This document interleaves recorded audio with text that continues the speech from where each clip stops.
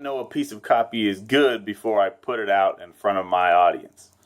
It's a question that we got the other day, and being the helpful guys that we are here at Email Copy Boss, we'd like to give you an answer.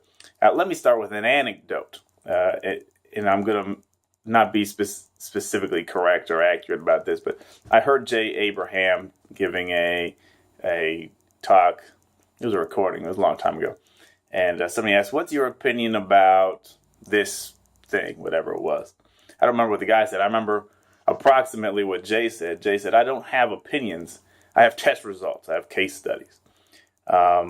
And, I think copy has an element of that to it. The more you write copy, the better you get at writing copy, the more confident you'll be that you know that something is good or something is not good, and the more confident you'll be that your audience is totally unpredictable in many cases, the more you'll know that we don't know until we try it. So like Jay Abraham, you have to get test results. This is something that we come back to a lot, and it's not very, it's not the bright shiny object, silver bullet answer that you may wish that I had for you. But just the truth of the matter is you learn by testing.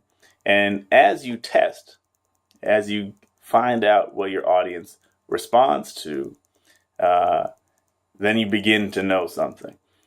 So you kind of have to judge by their behavior more than anything else. That being said, there is that sense that you know good copy when you see it, because if it moves you and you're anything like your audience, it will probably move them. If it moves, or you have friends, colleagues that you can run something by and ask, then does this move you? Does this make you ask, how is that possible? How do you do that? I want to know more. Then you'll know something. So it's kind of both. You do need to test, and you'll learn what your audience responds to by testing and observing results and patterns over time, and by seeing what your competitors are doing that seems to be working for them. So, if you see things consistently that they're doing, and you know that they're a successful company, then there probably is something to it that they're doing. There's a reason they're doing it, is because it works. And there's a reason it works. Now you just have to figure out how to apply the deep truth, what makes that thing work, and apply it to your own emails. So that I say test. I say you get really familiar with your audience, their pain points, the things that they're looking for, the reality that they live in. So the more you know about the conversations they're having with their friends, with their wives and husbands at dinner time, the things that they're thinking about as they're laying in bed, trying to get to sleep and tossing and turning as a result, or the things that they really are striving for. When you know those things, you kind of know the things that you need to touch on. So I'd say there's probably, beyond testing, which we come back to all the time, you have probably two checklists. One checklist is what I just kind of mentioned. What is the current reality that your audience, now you might have a lot of people on your list, but who are your core buyers going to be, as far as you can tell? Who are the people who have responded in the past? What are their commonalities? And you make a checklist. This can be specific to everybody. But if you talk about fears, if you talk about pains, if you talk about common experiences that are bad, common experiences that are good, common frustrations that they have with your industry or your product type category, if you can talk about those things and not just bring them up, but to talk about them in an interesting, engaging, and unique way, then it's probably a decent piece of copy. It's just hard in the subject line.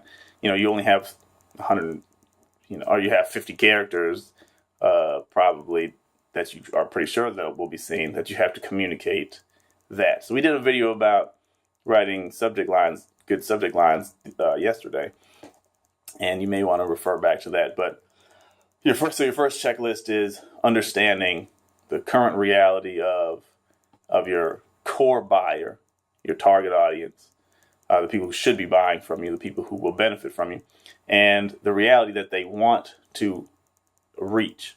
So the only way you really know that is by knowing those people and then judging by how they came onto your list in the first place.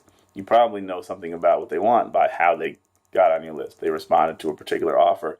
They downloaded a particular ebook or watched a video, a webinar, or something like that. You know some of the things that they're interested in. And you can continue to view their behavior over time and see the kind of things that seem to get them going.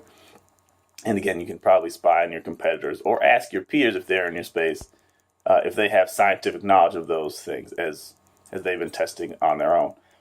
So that's the first checklist. The second checklist would be,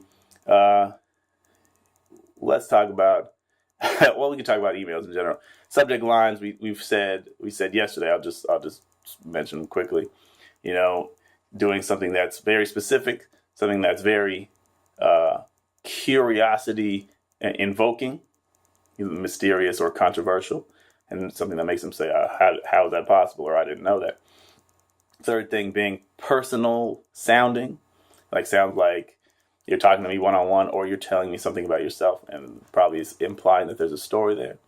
A fourth thing would be something that's super urgent, like a deadline coming up, an event about to happen, danger that's right around the corner, or something like that. And the fifth thing being a news story, something that's, dominating their Facebook timeline, something that the hashtag is going crazy on Twitter, something that is on CNN, Fox, and those channels simultaneously. Those are some things that are probably going to grab attention. Beyond that, you touch on the emotional things that we talked about on checklist number 1. When you get into the body copy of your email, we talk about emails, so let's talk about emails. When you get into your body copy, you have to expand on the what you started with. But how do you know that it's good before you send it out? Again, you may not know specifically, but what you really need to do is talk about those things that are on checklist 1, something that matters to your core buyer, something that they want, something they want to avoid, because avoidance of pain is like the number one motivator that all of us humans have in common. And then something that they want to attain. So they're two sides of the same coin usually. And that's it. Now, that takes an infinite number of forms because every list is different. Every offer is different. Every, different, the timing things are different. So you just you test and you can keep doing what works, but keep testing different things to see if you can beat the thing that's worked in the past. And then, by having a deep knowledge of your audience, and then that's about it. That's all that I can tell you. As I mentioned before, the more you know about copy, what moves people in copy, stirring up their emotions, is really what you want to do. Getting them engaged with something that's fresh, even if it's something that a topic that they're very well familiar with. Just in your niche, it's an exercise niche. I already know 500 different ways to get six-pack abs. But if you can tell them, here's a way of doing it without exercise and without diet, and the 501st way may still be interesting to them. So you got to know who your audience is, and then see if it rings any bells for someone who's in that audience. The other thing that's cool about it is you can always segment your list and just test to small portions. So you don't know before you send it to an audience, but you will know before you send it to your whole audience if you test it on a small portion before you roll it out to everybody. So I hope that's helpful. Maybe we can get into some more specifics if you stop by the Email Copywriting Corner on Facebook, or if you're smart enough, that sounds like a diss. If you get on the Email Copybot's daily email list, we'll still keep it open where you can ask more specific questions. We may be able to answer it in email. We may answer it in a video like this, like we're trying to do, to provide, some people like video, and some people like to connect on that level. So do that, or we'd love it if you left comments on the video. You can respond to this specifically, or feel free to ask a question that you may want to see us do another video about, and that will, give us give us fodder to continue producing content that matters to you. So once again, I don't think I introduced myself. I'm Donnie Bryant. Email copybots.com is where we hang out at, and I look forward to talking to you soon.